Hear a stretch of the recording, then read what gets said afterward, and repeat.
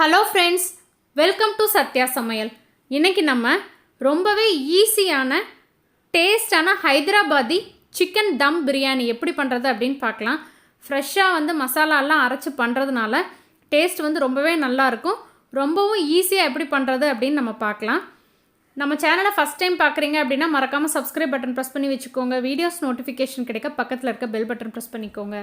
பிரியாணி மசாலாவுக்கு 2 பிரியாணி இலை, 1 நட்சத்திர சோம்பு, சின்னதாக 2 துண்டு பட்டை, 4 கிராம்பு, 5 ஏலக்காய், ஜாவித்ரி அரை ஜாவித்ரி, 1 ஸ்பூன் அளவுக்கு கல்பாசி, 3/4 ஸ்பூன் அளவுக்கு ஜீரகம், 3/4 ஸ்பூன் அளவுக்கு சோம்பு, மிளகு அரை ஸ்பூன் அளவுக்கு எடுத்துக்கலாம். மசாலா வறுக்காமல் மிக்சியில் நல்லா பொடி பண்ணி எடுத்துக்கோங்க. 5 பல் பூண்டு, சின்னதாக 1 துண்டு இஞ்சி, 2 பச்சை மிளகாயும் நல்லா நைஸாக பேஸ்ட் பண்ணி எடுத்துக்கலாம்.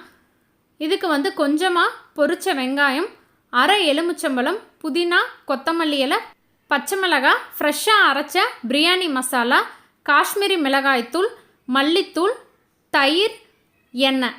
இப்போ 1 கிலோ அளவுக்கு சிக்கன் எடுத்து 1/4 ஸ்பூன் மஞ்சள் தூள், நம்ம ஃப்ரெஷ்ஷாக அரைச்ச பிரியாணி மசாலா முழுவதுமே இதுக்கு சரியாக இருக்கும்.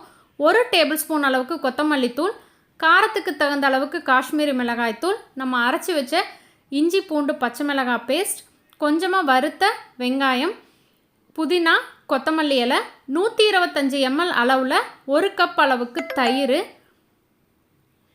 தேவையான அளவுக்கு உப்பு, எலுமிச்சம்பழ சாறு விட்டு நம்ம கலந்து வச்சுக்கலாம். இது 1 கிலோ சிக்கனுக்கு இந்த அளவு சரியாக இருக்கும். நான் சிக்கனில் இருக்க லெக் பீஸ் மட்டும் எடுத்துட்டேன், மித்ததை அப்படியே சேர்த்துருக்கேன். நல்லா கலந்து விட்டுட்டு உப்பு பத்தலை அப்படின்னா நீங்கள் போட்டுக்கோங்க. இந்த அளவுக்கு ஒவ்வொரு சிக்கன்லேயே கலந்துக்கோங்க. சிக்கன் துண்டு பெருசாக இருந்தால் தான் இந்த பிரியாணிக்கு நல்லாயிருக்கும். கொஞ்சம் பெருசாக கட் பண்ணிக்கோங்க. இதில் 50 ml அளவுக்கு எண்ணெய் சேர்த்துக்கலாம்.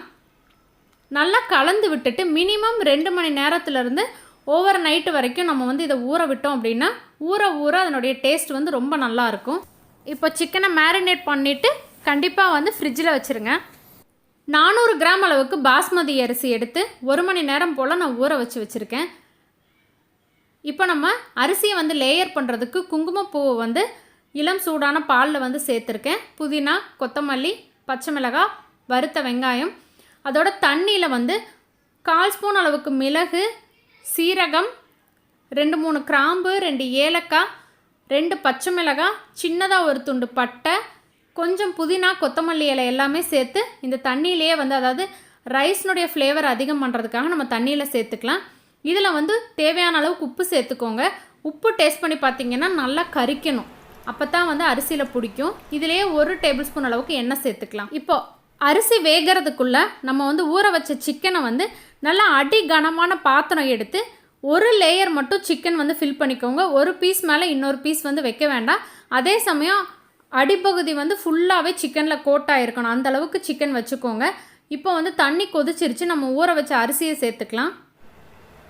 அரிசி கிட்டத்தட்ட ஒரு 60-65% வெந்தால் போதும். அதாவது உங்களுக்கு நீங்கள் ஒரு அரிசி எடுத்து பார்த்தீங்க அப்படின்னா அந்த கிறிஸ்பாக இல்லாமல் லைட்டாக வளையிற மாதிரி இருக்கும். அந்த ஸ்டேஜில் ஃபஸ்ட்டு லேயரை சிக்கன் மேலே போட்டுக்கோங்க. இதில் கொஞ்சம் வறுத்த வெங்காயம், புதினா, கொத்தமல்லி எல்லாம் சேர்த்துட்டு அடுத்த லேயர் 75% வெந்திருக்கும். அதையும் இதே மாதிரி அசம்பிள் பண்ணிக்கலாம்.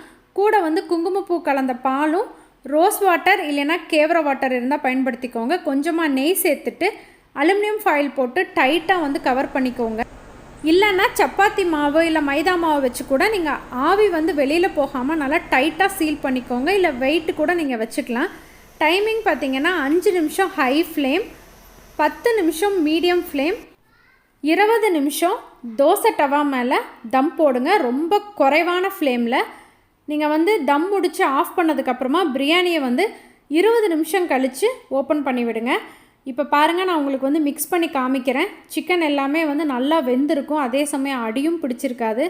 டேஸ்ட் ரொம்பவே நல்லாயிருக்கும்.